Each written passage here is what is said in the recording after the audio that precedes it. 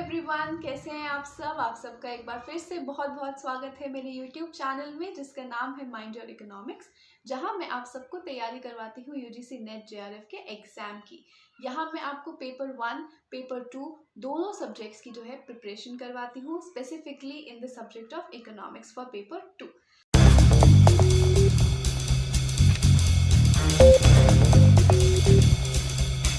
अब हम बात करते हैं आज की वीडियो की। तो आज के वीडियो का टॉपिक क्या है? आज के वीडियो का टॉपिक है यूजीसी नेट। जी हाँ, आज की वीडियो जो है आपके लिए बहुत ज़्यादा यूजफुल रहेगी अगर आप अपीयर करना चाहते हैं यूजीसी नेट जेआरएफ के एग्ज़ाम के लिए और आपको नहीं पता है कि इस एग्ज़ाम का क्या पोटेंशियल है। अगर आप इस एग्ज़ाम को क्वालिफाई कर लेते हैं तो आपके पास कौन कौन से रास्ते खुल जाते हैं आपकी करियर डेवलपमेंट के लिए, और किस किस तरीके से आप इस एग्ज़ाम को कंप्लीट कर सकते हैं, कौन कौन से इसके अंदर पेपर्स आते हैं, क्या टॉपिक्स आपसे पूछे जाते हैं, कितने मार्क्स के क्वेश्चंस होते हैं, कितने क्वेश्चंस होते हैं। कंप्लीटली अगर आपको नहीं पता है इस पेपर के बारे में तो इस वीडियो को कंप्लीट करने के बाद आपको अच्छे से जानकारी मिल जाएगी। तो ये वीडियो आपके लिए काफ़ी यूज़फुल रहेगी, इसलिए आप इस वीडियो को बिल्कुल भी स्किप मत करना। अगर आपने एक भी सेकेंड इसका स्किप कर दिया तो आपके लिए भारी पड़ सकता है। चलिए, तो आज हम जानते हैं कि यूजीसी नेट जेआरएफ क्या है। तो सबसे पहले मैं आप सबको बता देती हूँ कि यूजीसी नेट की फुल फॉर्म क्या है। जेआरएफ की अभी थोड़ी देर में बात करेंगे, पहले यूजीसी नेट के बारे में जान लेते हैं। यूजीसी नेट की फुल फॉर्म है university grants commission national eligibility test. ठीक है, तो ये एक ऐसा नेशनल लेवल एग्जाम है, एक नेशनल लेवल एलिजिबिलिटी एग्जाम है। किस लिए? एक असिस्टेंट प्रोफेसर बनने के लिए हमारे इंडिया के अंदर। ठीक है, अगर आप इंडिया की किसी भी यूनिवर्सिटी में या किसी भी कॉलेज में एज एन असिस्टेंट प्रोफेसर काम करना चाहते हैं, अगर आप किसी कॉलेज में एज अ प्रोफेसर पढ़ाना चाहते हैं तो आपके लिए ये एक एलिजिबिलिटी टेस्ट है। यानी कि अगर आप ये टेस्ट क्वालिफाई नहीं करते हैं तो आप एक असिस्टेंट प्रोफेसर नहीं बन पाएंगे। तो सबसे पहली बात तो ये हुई कि यूजीसी नेट का जो मेन फोकस है वो किसके ऊपर है? एक असिस्टेंट प्रोफेसर की एलिजिबिलिटी के लिए है। ठीक है, तो ये एक नेशनल लेवल एलिजिबिलिटी टेस्ट है, इससे आपको डायरेक्टली कोई जॉब नहीं मिलती है। जी हाँ, मैंने कई सारी यूट्यूब वीडियोस देखी हैं, उसके अंदर वो आपको पूरा बता देंगे कि यूजीसी नेट क्या होता है, जेआरएफ क्या होता है, पर वो ये चीज़ आपको नहीं बताते कि यूजीसी नेट क्लियर करने के बाद आपको डायरेक्टली जॉब नहीं मिलती है। ये सिर्फ एक एलिजिबिलिटी टेस्ट है जो आपने क्वालिफाई किया है। इसके बाद आपको खुद से अलग अलग यूनिवर्सिटी में जब भी वैकेंसीज निकलेंगी आपको अप्लाई करना पड़ेगा, आपको वहाँ जाकर इंटरव्यू देना पड़ेगा, या जो भी उनका प्रोसीजर रहेगा, पहले जीडी रहेगा देन इंटरव्यू रहेगा, जो भी उनका प्रोसीजर है यूनिवर्सिटीज़ का, उसके बेसिस पे आपका वहाँ सिलेक्शन होगा। तो ये एक ऐसा एग्ज़ाम नहीं है कि यूपीएससी जैसा कि आपने यूपीएससी एग्ज़ाम क्रैक कर लिया, इंटरव्यू क्रैक कर लिया तो आपके पास एक जॉब होगी। नहीं, आपने अगर ये एग्ज़ाम क्लियर कर लिया आपके पास एक सर्टिफिकेट होगा जिसको आप यूज़ कर अलग अलग यूनिवर्सिटीज़ में असिस्टेंट प्रोफेसर का इंटरव्यू देने जा सकते हैं। आप एलिजिबल हो जाते हैं to become an assistant professor. तो सबसे बड़ा जो मिथ था हम सबके दिमाग में वो अभी टूट चुका है कि नेट क्वालिफाई करने के बाद आप एक असिस्टेंट प्रोफेसर बन जाते हैं। नहीं, आप एलिजिबल हो जाते हैं असिस्टेंट प्रोफेसर बनने के लिए। तो अब बात करते हैं कि जेआरएफ क्या है। तो जेआरएफ है जूनियर रिसर्च फेलोशिप। तो जूनियर रिसर्च फेलोशिप क्या है? इट इज़ सिंपली एक स्टाइपेंड का अमाउंट है। ठीक है, अगर आप पीएचडी करना चाहते हैं, आप अगर असिस्टेंट प्रोफेसर नहीं बनना चाहते हैं, अभी थोड़ा टाइम रुकना चाहते हैं, आप रिसर्च करना चाहते हैं, पीएचडी में इनरोल करना चाहते हैं, तो आप सबको पता है पीएचडी 5 सालों की है, मिनिमम 3 सालों की है, 3 से 5 साल लगते हैं, ज़्यादातर लोगों को 5 साल लग ही जाते हैं। तो इन 5 सालों में अगर आपको रिसर्च करनी है तो उसके लिए आपको काफ़ी ज़्यादा रिसोर्सेज की ज़रूरत पड़ेगी, यानी कि आपको पैसे की ज़रूरत पड़ेगी। तो इसीलिए जो जेआरएफ का अमाउंट होता है, अगर आप जेआरएफ क्वालिफाई कर लेते हैं, यूजीसी नेट के साथ साथ आप जेआरएफ भी क्वालिफाई कर लेते हैं, तो वो एक स्टाइपेंड आपका फिक्स हो जाता है, that is 31,000 for the 2 years of your PhD and after that 51,000 for the rest of 3 years of your PhD। ठीक है, तो आपको ये स्टाइपेंड मिलता है हर महीने आपके जो सेंट्रल गवर्नमेंट है उनकी तरफ से, क्योंकि it is a national level examination, तो सेंट्रल गवर्नमेंट से ये स्पॉन्सर्ड होता है। तो आपको हर महीने 31,000 रुपये मिलते हैं पहले 2 साल आपके पीएचडी के लिए। उसके बाद आपकी ये junior research fellowship senior research fellowship हो जाती है एसआरएफ, तो आपको अगले 3 सालों के लिए 51,000 रुपीज़ मिलते हैं। तो ये काफ़ी अच्छी आपके लिए अपॉर्चुनिटी रहती है। अगर आप पीएचडी करना चाहते हैं तो आपको साथ साथ जो है स्टाइपेंड मिलता रहता है। पर यहाँ पर भी एक मिथ है सबके दिमाग में, जो पहले मेरे भी दिमाग में हुआ करता था, कि बिना जेआरएफ के आप पीएचडी में अप्लाई नहीं कर सकते। तो ये बिल्कुल गलत है, धारणा जो सबने बना रखी है। आप जेआरएफ के बिना भी अप्लाई कर सकते हैं पीएचडी में, लेकिन आपको ये जो सेंट्रल गवर्नमेंट से स्टाइपेंड मिल रहा है हर महीने, वो नहीं मिलेगा। ठीक है, गवर्नमेंट से अगर आपको स्टाइपेंड चाहिए है, 31,000 रुपये चाहिए है हर महीने, तो आपको जेआरएफ क्वालिफाई करना पड़ेगा। ठीक है, लेकिन अगर आप अभी मास्टर से निकल कर आए हैं और आपका जेआरएफ क्वालिफाई किसी वजह से नहीं हो पा रहा है, या आप जेआरएफ क्वालिफाई करना ही नहीं चाहते, पेपर देना ही नहीं चाहते हो, तो कोई दिक्कत नहीं है, कोई बात नहीं। आप एंट्रेंस के थ्रू अलग अलग यूनिवर्सिटी में पीएचडी में अप्लाई कर सकते हो, और जो उनका इन हाउस स्टाइपेंड होता है वो अर्न कर सकते हो। हर यूनिवर्सिटी का अपना इन हाउस स्टाइपेंड होता है। कईयों का आजकल तो अप्रॉक्स आपका जेआरएफ का जितना ही हो चुका है, 31,000 41,000 इतना है। आईआईटीज़ के अंदर, आईआईएम्स के अंदर, सेंट्रल यूनिवर्सिटीज़ के अंदर इतना आपका स्टाइपेंड रहता है। ठीक है, तो वहाँ से आप वो वाला स्टाइपेंड भी जो है अर्न कर सकते हो। क्लियर? तो ऐसा नहीं है कि आप बिना जेआरएफ के पीएचडी नहीं कर सकते, आप कर सकते हैं, लेकिन आपको गवर्नमेंट से जो स्टाइपेंड मिल रहा है वो नहीं मिलेगा।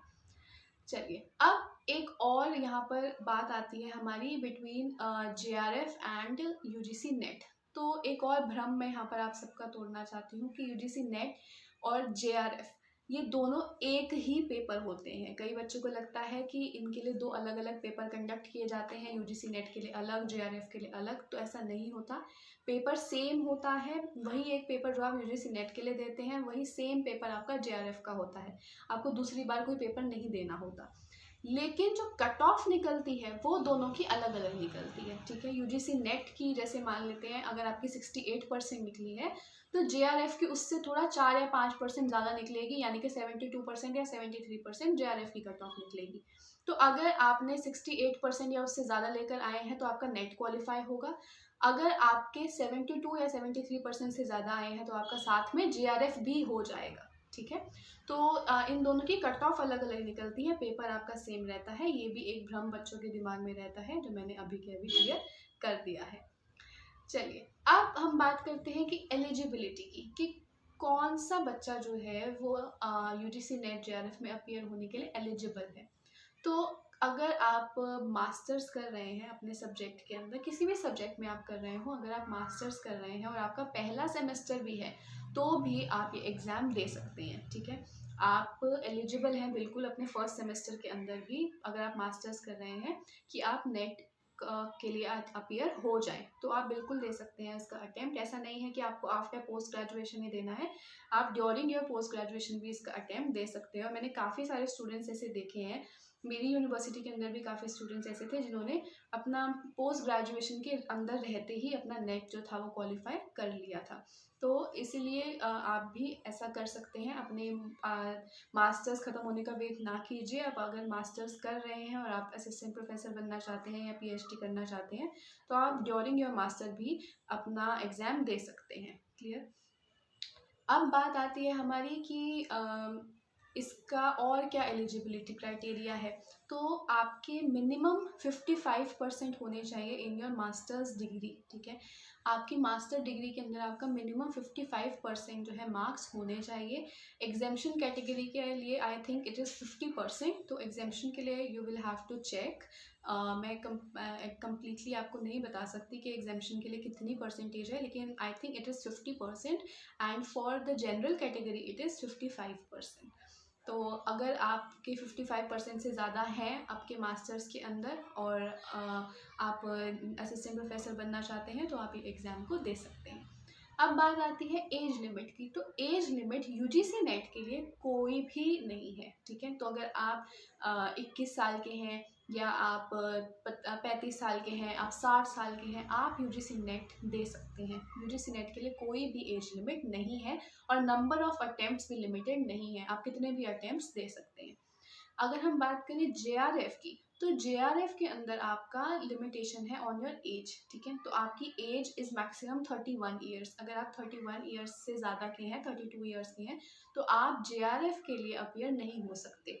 अगर आपने अपना फॉर्म भर भी दिया, एग्ज़ाम दे भी दिया, कट ऑफ क्लियर भी हो गई, तो भी आपको JRF का अमाउंट नहीं मिलेगा गवर्नमेंट की तरफ से, क्योंकि आप 31 ईयर्स से ज़्यादा हैं। तो इस चीज़ का ध्यान रखिए, अगर आपकी एज 31 ईयर्स से कम है तो ही आप JRF के लिए अप्लाई कीजिएगा, नहीं तो उसका कोई फ़ायदा नहीं है, आपको अमाउंट तो उसका मिलेगा नहीं, आप सिर्फ UGC नेट क्वालिफाइड ही कहलाएंगे।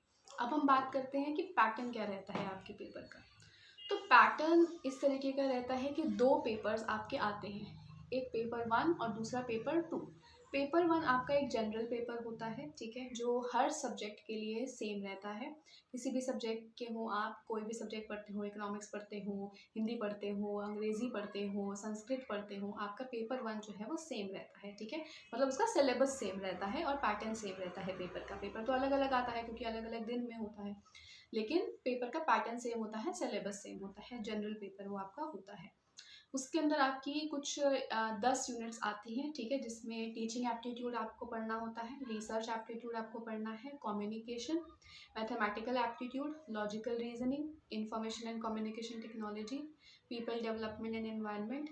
देन आपको हायर एजुकेशन पढ़ना होता है, देन आपको इंडियन लॉजिक उसके अंदर पढ़ना होता है, और इसी तरीके से कॉम्प्रीहेंशन और एक डेटा इंटरप्रिटेशन की आपकी यूनिट होती है, वो आपको पढ़नी होती है।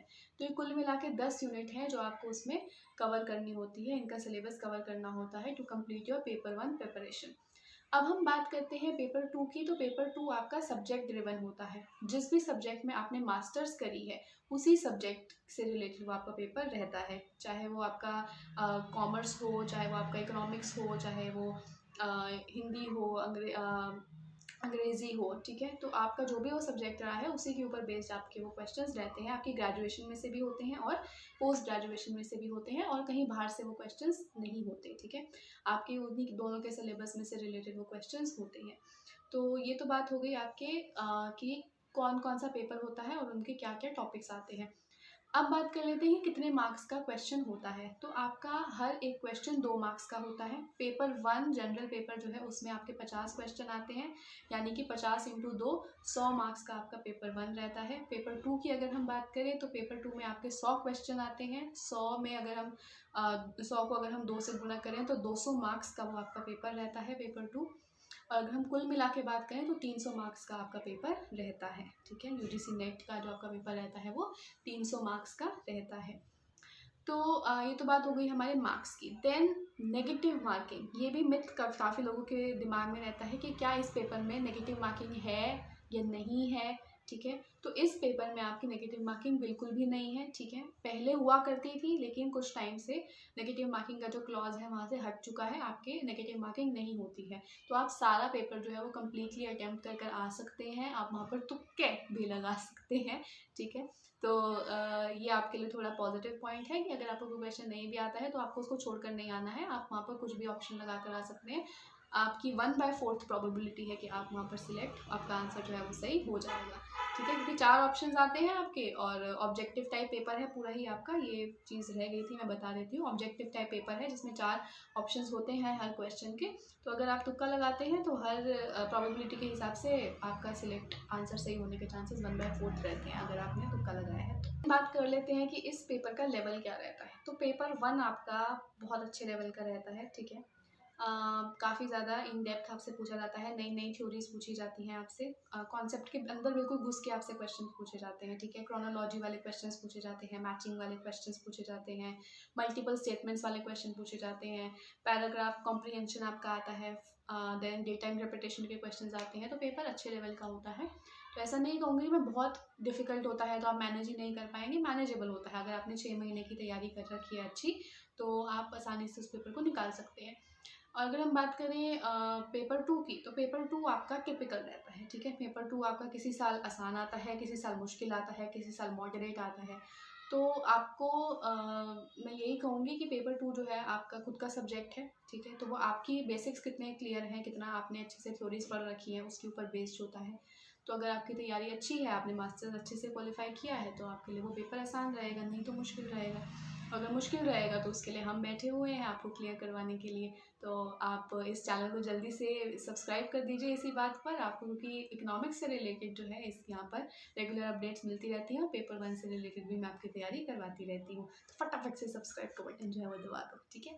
चलो अब हम बात करते हैं कट ऑफ की। तो कट ऑफ हर सब्जेक्ट की अलग अलग रहती है, ठीक है। हर सब्जेक्ट की अलग अलग कट ऑफ्स रहती हैं। वो आपको प्रीवियस कट ऑफ्स जो हैं वो देख कर पता चल जाएगा कि आपके सब्जेक्ट की अप्रॉक्स कितनी कट ऑफ रहती है। अगर मैं इकोनॉमिक्स की बात करूँ तो आपकी JRF की 72% के बीच में रहती है, ठीक है। 70 से 72% के बीच में आपकी JRF की कट ऑफ रहती है, और नेट की आपकी 65 to 67% के बीच में आपकी कट ऑफ रहती है, ठीक है। कभी कम भी हो सकती है, अगर पेपर बहुत आपका मुश्किल आ गया तो एक कट ऑफ कम हो जाएगी।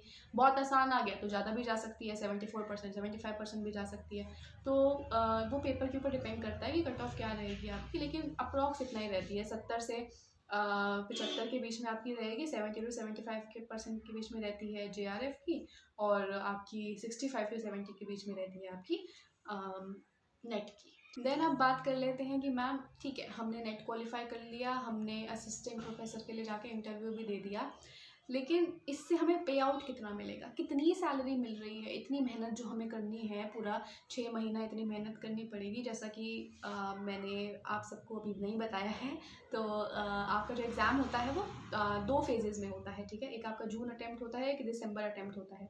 साल में 2 बार ये पेपर आपका कंडक्ट किया जाता है, लेकिन ड्यू टू कोविड ये पॉसिबल नहीं हो पाया था, और 2 साल आपका कंसेक्यूटिवली एक बार ही पेपर हुआ है, मतलब साल में एक ही बार आपका पेपर हुआ है, 2 बार। इसीलिए इस बार यानी कि 2023 में आपका क्या किया उन्होंने, फरवरी अटैम्प्ट भी ले लिया, अब वो जून अटैम्प्ट भी लेंगे, देन दिसंबर अटैम्प्ट भी लेंगे।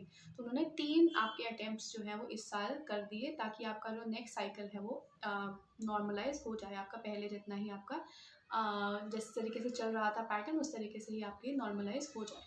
तो ये तो बात हुई हमारी कि अलॉटमेंट हमारी कैसी रहती है, कि 6 महीने में आपका पेपर जो है वो कंडक्ट किया जाता है। आपकी एक्सपेक्टेड सैलरी कितनी है इस एग्ज़ाम की, तो यानी कि इस एग्ज़ाम को क्वालिफाई करने के बाद आपकी एक्सपेक्टेड सैलरी कितनी है, तो दैट इज़ 57,000, ठीक है।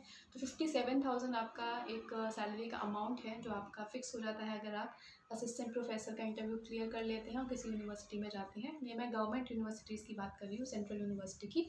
अगर कोई आप प्राइवेट यूनिवर्सिटी में जा रहे हैं तो वो तो आपके इंटरव्यू पे बेस होता है, वो आपकी और जो आपके एम्प्लॉयर हैं उनके नेगोशिएशन पे बेस्ड होता है। लेकिन अगर आपकी एक गवर्नमेंट जॉब है, आप एक गवर्नमेंट यूनिवर्सिटी, सेंट्रल यूनिवर्सिटी या स्टेट यूनिवर्सिटी में जा रहे हैं, तो वहाँ पर आपका अमाउंट 57,000 रहता है, ये आपकी सैलरी रहती है, और ये इंक्रीज़ हो जाती है आपकी एज़ पर योर प्रमोशन। इस पेपर को करने के बाद आप क्या क्या और करियर में अपने कर सकते हैं। तो सबसे पहला तो हमने देखा आप असिस्टेंट प्रोफेसर बन सकते हैं, दूसरा आप PhD कर सकते हैं, ठीक है। आप अपने नाम के आगे डॉक्टर लगवा सकते हैं, देन आपके लिए और भी ज़्यादा आसान हो जाएगा अपना असिस्टेंट प्रोफेसर बनना और भी ज़्यादा। तीसरी चीज़ है कि कई सारी हमारी गवर्नमेंट कंपनीज़ हैं, ठीक है। गवर्नमेंट ONGC जैसे आपकी हो गई, ऑयल हो गई, ठीक है। तो ऐसी आपकी कोई कंपनीज़ हैं, वो रिसर्च एसोसिएट्स ढूंढती हैं, ठीक है। तो अगर आपका JRF क्वालिफाइड है तो आप वहाँ पर अप्लाई कर सकते हो एज रिसर्च एसोसिएट, या रिसर्च से रिलेटेड जितनी भी आपकी वहाँ पर पोस्ट निकलती हैं वहाँ पर अप्लाई कर सकते हो। देन कई सारे आपकी प्राइवेट कंपनीज़ भी हैं, और आपके कई गवर्नमेंट प्रोजेक्ट्स भी चलते रहते हैं जिसके अंदर उन्हें रिसर्च असिस्टेंट्स की नीड होती है, तो आप एज रिसर्च असिस्टेंट भी वर्क कर सकते हैं। उसकी भी काफ़ी सही सैलरी आपकी रहती है, 50 to 60,000 के बीच में आपकी सैलरी वहाँ पर भी रहती है, क्योंकि वो प्रोजेक्ट बेस्ड होता है। जैसे अगर वो 6 महीने का प्रोजेक्ट है, 1 साल का प्रोजेक्ट है, तो आपको तभी तक वो काम देंगे, उसके बाद फिर आपको कहीं और काम ढूंढना पड़ेगा, तो वो थोड़ा काइंड ऑफ टेम्परेरी जॉब हो जाता है। लेकिन वहीं अगर हम असिस्टेंट प्रोफेसर की भी बात करें तो वहाँ भी आपको कहाँ परमानेंट जॉब एकदम से मिल जाती है। आपको एज एन एडहॉक ही काम करना है, या गेस्ट फैकल्टी की तरह ही आप काम करते हैं, तो वो भी 6 महीने साल भर की ही बात होती है, फिर आपको दोबारा इंटरव्यूज़ देने पड़ते हैं। तो आपके ऊपर है, अगर आप रिसर्च की कोई जॉब करना चाहते हैं तो आपके लिए एज अ रिसर्च असिस्टेंट काम करना ज़्यादा बेटर है। अगर आप टीचिंग के काम करना चाहते हैं तो असिस्टेंट प्रोफेसर आपके लिए अच्छा है, वो आपके ऊपर डिपेंड करता है। देन थर्ड ऑप्शन आपके पास क्या अवेलेबल है कि आप खुद का काम शुरू कर सकते हैं, ठीक है। आपने क्वालिफाई किया है एग्ज़ाम, अब आप उस एग्ज़ाम को पढ़ाइए, क्योंकि अब आप उसके एक्सपर्ट हो चुके हैं, आप उसको पढ़ाइए। फॉर अलग अलग तरीके के आपके प्लेटफॉर्म्स हैं आजकल, जैसे अनअकैडमी हो गया, बायजूस हो गया, तो इन प्लेटफॉर्म्स के ऊपर आप जाकर इंटरव्यूज़ दीजिए, आप वहाँ पर अपना अप्लाई कीजिए, तो वो भी काफ़ी अच्छा आपको सैलरी पैकेज वगैरह देते हैं। कॉन्ट्रैक्ट बेसिस पर रहता है उनका भी, परफॉर्मेंस बेस आपको पैसे मिलते हैं, लेकिन वो भी काफ़ी अच्छा ऑप्शन है। काफ़ी सारे आपने यूट्यूब पे देखे भी होंगे, जो काफ़ी टीचर्स हैं वो वहाँ पर काफ़ी सक्सेसफुल हुए हैं अनअकैडमी और बायजूस के ऊपर काम करते करते। वो भी काफ़ी एक अच्छा आपके लिए ऑप्शन रहता है। तो ये 3 आपके पास अपॉर्चुनिटीज़ रहती हैं आफ्टर क्वालिफाइंग यूजीसी नेट। और भी बहुत तरीके से आप अपना अलग अलग जगहों पर काम कर सकते हैं। दैट इज़, आप किसी प्राइवेट स्कूल में अगर काम करना चाहते हैं तो वहाँ पर भी आप अप्लाई कर सकते हैं।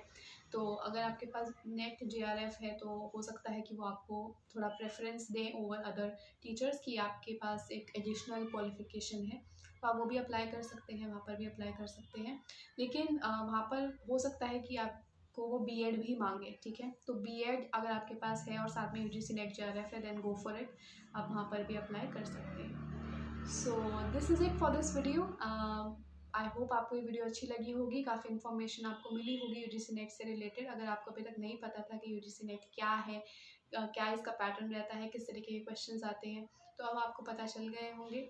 तो अगर आपको ये वीडियो अच्छी लगी है तो एक नीचे जो थम्स अप है उसे ज़रूर प्रेस कर दीजिएगा, लाइक ज़रूर करिएगा इस वीडियो को, अपने फ्रेंड्स के साथ शेयर ज़रूर करिएगा, क्योंकि जितना ज़्यादा आप शेयर करेंगे इस वीडियो को उतना ही ज़्यादा जो वर्ड ऑफ माउथ है वो स्प्रेड होगा, और उतना ही ज़्यादा लोग जो हैं आगे बढ़ेंगे। आपके फैमिली मेम्बर्स ही हैं, आपके फ्रेंड्स ही हैं, वो भी अपनी लाइफ के अंदर आगे बढ़ेंगे, यूजीसी नेट जेआरएफ एग्ज़ाम देंगे और असिस्टेंट प्रोफेसर्स बनेंगे, पीएचडी करेंगे, हमारी इकोनॉमी के अंदर काफ़ी ज़्यादा हेल्प करेंगे।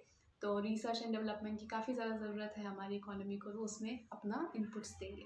तो अगर आप मुझसे यूजीसी नेट जेआरएफ से रिलेटेड कोई भी इन्फॉर्मेशन जानना चाहते हैं, या आप चाहते हैं कि आप मुझसे पढ़ें यूजीसी नेट जेआरएफ, तो आप मेरा टेलीग्राम चैनल ज्वाइन कर सकते हैं। वहाँ पर मैं रेगुलरली अपडेट्स देती रहती हूँ अपनी क्लासेस के रिगार्डिंग, चाहे वो यूट्यूब पर हो, चाहे वो दूसरे प्लेटफॉर्म्स के ऊपर हो। तो आप उसे ज्वाइन कर लीजिए, माइंड योर इकोनॉमिक्स के नाम से ही है। नीचे जो सब्सक्राइब का बटन है उसे मैंने पहले ही कहा था प्रेस कर दो, तो अब प्रेस कर देना, और जो नोटिफिकेशन बेल है उसे ऑन कर लेना, ताकि आने वाले किसी भी वीडियो को आप मिस आउट ना करें।